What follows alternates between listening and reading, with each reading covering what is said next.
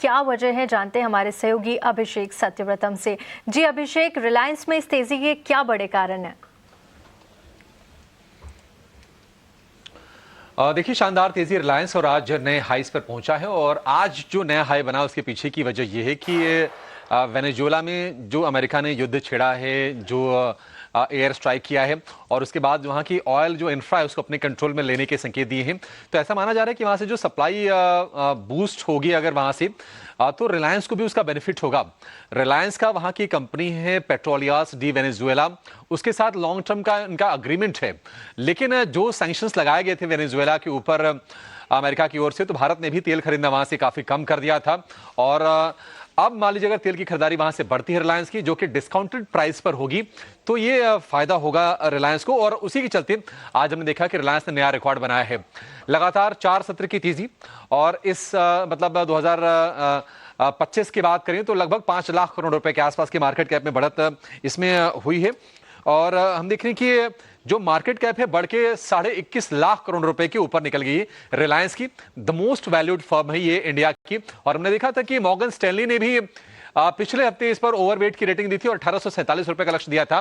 Morgan Stanley ने यह कहा था कि अब 2026 में हर क्वार्टर में कोई ना कोई एक री रेटिंग का कैटलिस्ट होगा रिलायंस के लिए। और आज हम बढ़िया तेजी देख रहे हैं।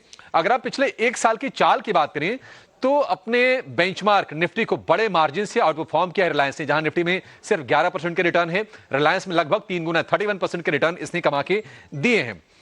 तो वेनेजुएला से कहीं ना कहीं जो सस्ते क्रूड का जो रास्ता है वो रिलायंस के लिए खुल सकता है। और जेफरीज का मानना है कि वेनेजुएला से क्रूड एक्सपोर्ट जो बढ़ेगा रिलायंस को उसका बेनिफिट होगा। और $5 से $8 प्रति बैरल के डिस्काउंट पर ब्रेंट के मुकाबले कंपनी को यह तेल मिल सकता है। और इसके चलते इनके जीआरएम्स यानी कि ग्रॉस रिफाइनिंग मार्जिन को बड़ा सपोर्ट मिलेगा। अगर हम बाकी ब्रोकरेज हाउसेस की रिपोर्ट की बात करें, मॉर्गन स्टैनली की तो हमने बता दी, लेकिन उसके अलावा हम देख रहे हैं कि यूबीएस की बाई की रेटिंग है 1820 के टारगेट है, जेफरीज की बाई की रेटिंग है 1785 के टारगेट, जेपी मॉर्गन भी ओवरवेट है, शेयर को लेकर काफी ज्यादा बुलिश है। तो यहां से आगे रिलायंस के लिए अब ट्रिगर क्या होने वाले हैं? आप देखिए, एक तो यह है कि इनके जीआरएम्स में हम बढ़ोतरी देख सकते हैं जो कि ऑलरेडी मजबूत है। और अगर सस्ता तेल इनको मिलता है अगर वेनेजुएला से, तो उनके लिए एक प्रॉफिट की चीज होगी।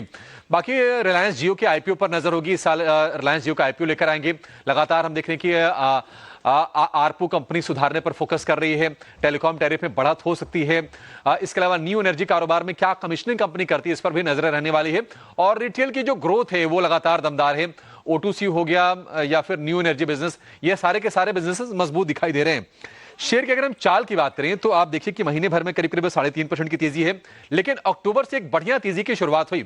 अक्टूबर, नवंबर, दिसंबर और जनवरी के 4-5 सत्र जो बीते हैं उसमें हम देख रहे हैं कि लगभग 17.5% के आसपास का उछाल है। 6 महीने की बात करें तो 3.5% नेट आपको ऊपर दिखाई देगा। लेकिन एक साल में बेहतरीन रैली रिलायंस में और 31% के उछाल के साथ अब ये नए शिखर पर जाके बाजार का बादशाह कारोबार करता हुआ दिखाई दे रहा है। बिल्कुल अभिषेक, बहुत बहुत शुक्रिया आपका रिलायंस पर ये पूरा अपडेट देने के लिए और विस्तार से समझाने के लिए। लक्ष्मीकांत जी, आपने अभी अभी सुना हमारे सहयोगी अभिषेक सत्यव्रतम में रिलायंस पर पूरा अपडेट दिया है और शानदार तेज़ी रिलायंस में नज़र आ रही थी। अब तक फिलहाल थोड़े से प्रेशर के साथ कारोबार कर रहा है, लेकिन रिकॉर्ड हाइस तो रिलायंस ने बनाया और अक्टूबर के बाद से ही अच्छा चल रहा है। काफ़ी सारी ब्रोकरेजेस भी यहाँ पर बुलिश है। लेकिन आपका क्या नज़रिया है रिलायंस पर? जिन निवेशकों के पोर्टफोलियो में रिलायंस है उन्हें क्या करना चाहिए और अच्छे लेवल्स यहां पर आगे आते हुए नजर आएंगे? आप किस तरह से वॉच कर रहे हैं रिलायंस को? रिलायंस एक हैवीवेट स्टॉक है और इसका अच्छा खासा वेटेज हमारे निफ्टी में भी है। इसका परफॉर्मेंस काफी अहम रखता है इस निफ्टी के पोर्टफोलियो के लिए भी। तो जिनके पास है तो उनको बने रहना चाहिए। और ट्रेंड अभी भी स्ट्रांग है। हालांकि आज के सत्र में एक हल्की सी मुनाफा वसूली देखने को मिल रही है हायर लेवल्स पे, बट अभी भी जो सपोर्ट्स है वो इंटेक्ट है रिलायंस में। तो जिनके पास है वो बने रह सकते हैं। बट अगर अगर इंट्राडे के बेसिस की बात करें तो हाँ कि हमें लग रहा है कि एक शॉर्ट टर्म बेसिस पर एक डिप हमें 1570 1580 तक देखने को मिल सकता है। बट जो मेजर सपोर्ट है वो अभी भी इंटेक्ट है। तो जिनके पास है वो बने रह सकते हैं।